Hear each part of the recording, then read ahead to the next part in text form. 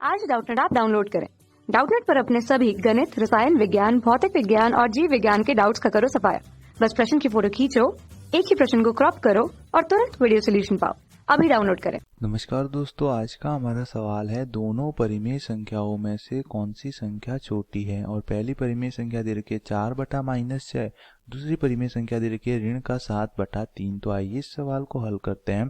तो यहाँ पर परिमेय संख्या क्या होती है? वही संख्या है जिनको p/q के रूप में लिखा जाए, जहाँ पर p अंश होता है, q हर होता है और हर का मान q का मान नॉट इक्वल टू 0 होता है। तो उसको क्या बोलते हैं? परिमेय संख्या बोलते हैं। अब यहाँ पर आप देख सकते हो अंश में 4 है, हर में ऋण का 6 है। यहाँ पर अंश में ऋण 7 है और हर में 3 है। तो सबसे पहले मैं क्या करूंगा, यदि हमें इस प्रकार दे रखा हो p/ऋण तो इसको मैं क्या लिख सकता हूँ? माइनस का p/q भी लिख सकता हूँ। ऋण का चिन्ह ऊपर ले जा सकता हूँ। यदि दोनों जगह ऋण का चिन्ह हो, जैसे अंश भी ऋण का हो और हर भी ऋण का हो, तो माइनस से माइनस काट को इसको मैं लिख सकता हूँ p/q। लेकिन एक जगह ऋणात्मक चिन्ह है तो उसको आप पूरी संख्या के आगे भी लिख सकते हो, ऋण का p/q, या फिर p/ऋण q या ऋण p/q भी लिख सकते हो। तो यहाँ पर क्या दे रखा है?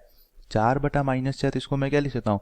माइनस का 4/6। दूसरी परिमेय संख्या क्या है? ऋण का 7/3। अब परिमेय संख्याओं की तुलना करने के लिए कौन सी परिमेय संख्या छोटी है, कौन सी परिमेय संख्या बड़ी है, हम क्या करते हैं? दोनों परिमेय संख्याओं का हर समान बनाते हैं। तो इस परिमेय संख्या का हर 6 है, इस परिमेय संख्या का हर 3 है। तो 6 को तो 3 नहीं बनाऊंगा, लेकिन 3 को 6 बना सकता हूँ। किस प्रकार? 2 का गुणा करके। तो इस परिमेय संख्या में मैं क्या करूंगा? अंश व हर में 2 से गुणा करूंगा। तो यह आ जाएगा ऋण का 4/6 और यह आ जाएगा ऋण का 7/3 और अंश व हर में 2 से गुणा कर दूंगा। तो हमारे पास कितना हो जाएगा? ऋण का 7 गुणा 2, यह आ जाएगा ऋण का 14 बटा नीचे 3 गुणा 2 कितना हो जाएगा? 6 हो जाएगा। अब दोनों परिमेय संख्या, इसमें क्या आ गया? माइनस का 4/6, इसमें क्या आ गया? माइनस का 14/6। दोनों परिमेय संख्या का हर समान हो गया। यहाँ पर भी 6 है और यहाँ पर भी 6 है। तो मैं अंश की तुलना कर दूंगा। अब ऋण 4 पहली परिमेय संख्या का अंश है और ऋण 14 दूसरी परिमेय संख्या का अंश है। तो हम जानते हैं कि धनात्मक संख्याओं में क्या होता है, जैसे जैसे संख्यात्मक मान बढ़ता जाता है, जैसे 4 और 14 की बात करूं तो 14 होता है वो 4 से बड़ा होता है और ये चिन्ह जो संख्या बड़ी होती है उसकी तरफ खुलता है।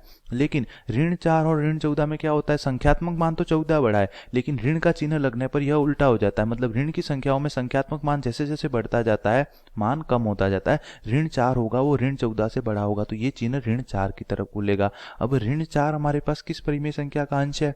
इस परिमेय संख्या का अंश है। तो ये वाली जो परिमेय संख्या होगी वो इस परिमेय संख्या से बड़ी होगी। ये कब होगा? जब दोनों का हर समान हो जाए, तब उनके अंश की तुलना कर सकते हैं। जिस परिमेय संख्या का अंश बड़ा वही परिमेय संख्या बड़ी। तो ये वाली परिमेय संख्या बड़ी होगी। हमें क्या पूछा है? सबसे छोटी परिमेय संख्या। तो सबसे छोटी परिमेय संख्या क्या आ जाएगी?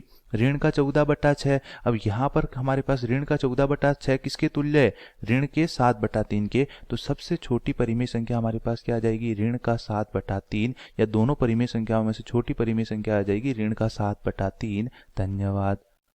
कक्षा 6 से 12वीं से लेकर नीट, IIT, JEE वो एडवांस के लेवल तक 1 करोड़ से ज्यादा छात्रों का भरोसा।